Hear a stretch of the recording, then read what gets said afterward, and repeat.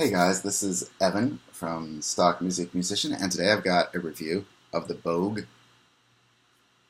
or the Behringer Model D. Pap! Okay, so this thing is awesome. I'm just going to cut to the chase. It is like a 10 out of 10. I am in love with it. I never would have guessed I would have liked this so much. I sort of bought it on a whim. I had a trade-in at Guitar Center, and it was under $300. I'm like, yeah, let me try that. And holy cow, this thing's awesome. If you want to hear some sound demos of it, I put together a video down below. You can go check that out in the links just so you can hear how it sounds. Also, if you're interested in buying this, I put an affiliate link down below where you can grab it.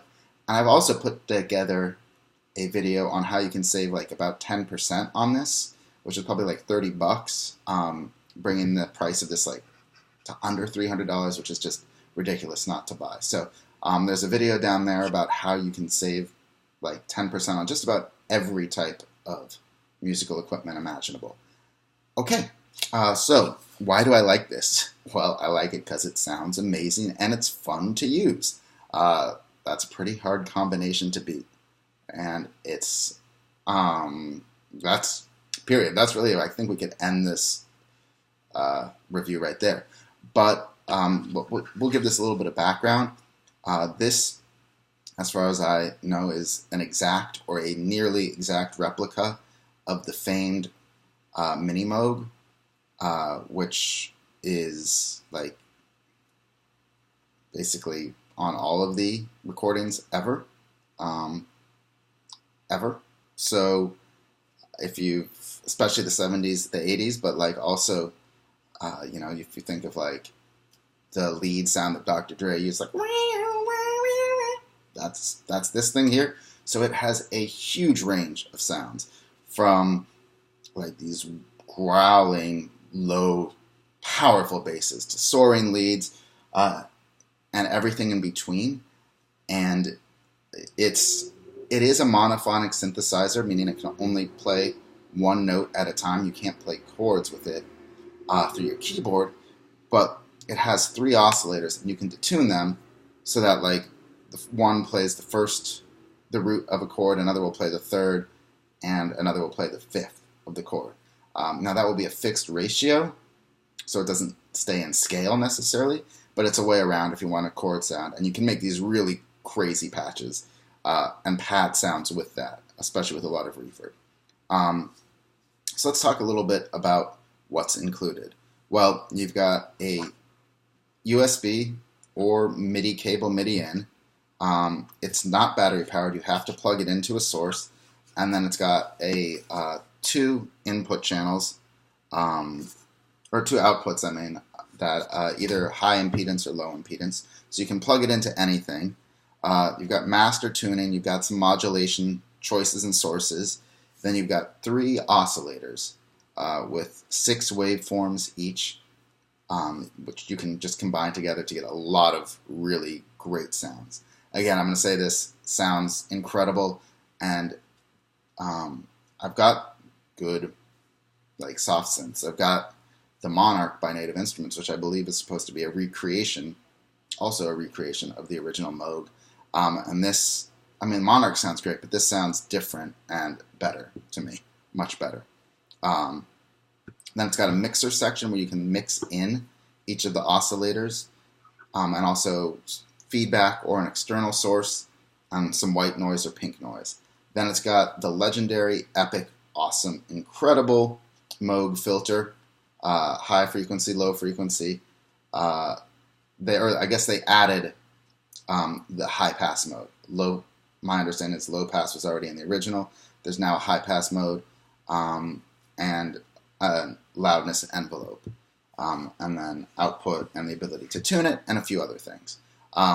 So basically it's got everything you need to create incredible sounds and to modulate them within it, either by directly tweaking knobs, or by using internal routing by flipping switches to have like an LFO on board or an oscillator on board modulate like the filter or one of the oscillators. And it also has a bunch of patch bay points there where you can use patch cables to either create new circuits within it that aren't allowed by or aren't defaulted through the switches, or if you have external like Eurorack hardware or something, you can plug that in, and that would be the source, for example, of the modulation or of the note data or of the gate. So you've got a ton of flexibility here in how you use it, both modern through MIDI or sort of, I guess, modern through Eurorack, if that's your style, or just through any CV control, which is really cool because you can sort of use this as a hybrid to control things. Also, some of these gates will go out if you want to send them to your Eurorack. So it takes stuff in, but it can also put stuff out. The thing I want to say about its sound is that it is incredible. I don't know if it sounds like the original. I don't have an original, so I can't compare it. All I know is this sounds better than anything I've got in terms of a soft synthesizer. Any VST plugin I have, this sounds better at doing what it's doing. Much fuller, especially on the low end. It's really crazy. You're going to want to go listen to those demos to hear some of like that low end, and listen on monitor speakers if you can, because there is just a lot of complexity there. It sounds awesome. There's also sort of just the random warm analog element to it that you don't hear on the synths, especially if you run it through like a preamp. That'll get just a little more additional level of mojo, I guess. But the thing to note is I wouldn't recommend making a full song out of this, as I found out, because it is so full sounding. You really can't have more than, I think, 2 of these at a time on a track, like one in the bass and one in the lead, because they take up so much frequency. And I mean that in a good way. You just have to be careful. I think the problem that a lot of people struggle with when making music, when producing, is like, oh, my mix isn't fat enough. How do I add to my mix? How do I make it fatter? And this is the opposite problem here. This is like, wow, like my bass is taking up literally the entire frequency section. What can I cut out of this Behringer bass to make it so that I can fit everything else on top of it? Because it sounds awesome, and I don't want to lose the important stuff. So that's a thing you have to consider. But putting 1 or 2 instances of it on most of my songs is, I think, at least what I'll be doing for the near term, because I really like it. The other thing is, there's just a lot of like wonderful non-linearity in it. Like the knobs mostly do what you expect them to do, but sometimes they don't exactly, and you find these crazy sounds, and you're like, well, I guess I got to start a new song because this sound is so cool that I have an idea right now and I need to capture it. Which is like, it's been a long time since I've gotten something that's like, all right, well, this sound itself is inspiring me to write a song just based on what it sounds like and how it plays on the keyboard. Because the attack, the envelope, the loudness envelope here is really sensitive, and it guides how you play it. And same with the filter envelope. And also just how you adjust the filters and use all the knobs. It really rewards tweaking, and it's fun to do. I didn't think it would be. I really didn't. I did not think I would enjoy this as much as I did. I was just getting it because I thought it would sound good, but it is fun to play with. You do need to read the manual and probably watch some tutorials on YouTube. Maybe I'll make some when I have it mastered. I don't have it mastered yet at all. I'm just enjoying it a lot. 2 other things to note. First, in terms of tuning, you do have to tune it. There's a master tune, and then 2 of the oscillators have their own tuning. And there's actually an A440 switch here, perfect A, I guess, for tuning purposes. Or you can use the tuner in your DAW to make sure that you're in tune. And you have to use your ear a little bit if you're not using your DAW's tuner, then you're going to have to use your ears a bit to make sure that it's in the tuning that you want. Otherwise, things will sound wonky, especially if you start layering it with other versions of this which are no longer in uh, which aren't all in perfect tune, for example. That can get ugly and mushy and farty really fast. The other thing, the way I use this is I will record a part in MIDI in my DAW and then send the MIDI into here. I'll use my regular keyboard, my regular MIDI keyboard. MIDI keyboard goes into my computer, into my DAW, and I'll probably make a video on this. And then I have a MIDI going through to the MIDI mode. And so my keyboard, I'll record the MIDI data in my DAW just because I can't usually play it well enough for a performance. And then I'll send it through here and then send the audio out of the mode into my preamp and then into my interface box. And that sounds great.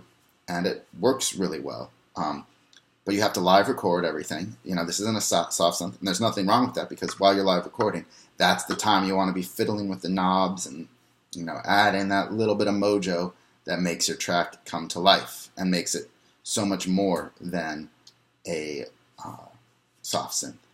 But the problem with that is, I mean, it's a 21st century problem. It's not like in the past you had to do everything live.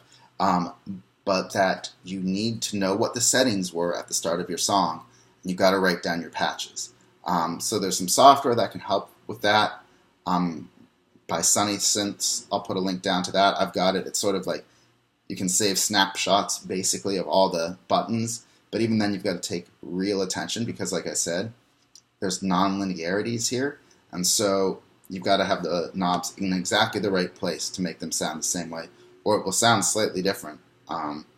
And so if you like did a take, you liked it, but then like after a while you're like, I don't know exactly, maybe I want to change the notes of the chorus. You have to go back, load in the patch, and you gotta try and adjust it to fit. So I mean that's a 21st century problem, but that is a difficulty, something you might want to be aware of if you're thinking about grabbing one of these. And I guess one final thing, just kind of related to that, is well, it takes MIDI note data. You can't control like the filter sweeps or any of that via MIDI. You've got to do that with your hands, and learning to play them well is part of the game. And it's really fun. It's a lot more fun than I thought it would be. So if you want to grab one, there's a link down below, again, to Guitar Center, where you can pick it up. And also a link to a video on how you can save like 10% or more on this. I think for the price, you would be a fool not to grab one. Also, it's like surprisingly taught me a lot more about synthesis than I had realized just by using soft synths to create sounds. You learn a lot using it. So I highly, highly recommend one of these, and hope you go grab one. Let me know if you get one and what you think of it, and if you have a different opinion.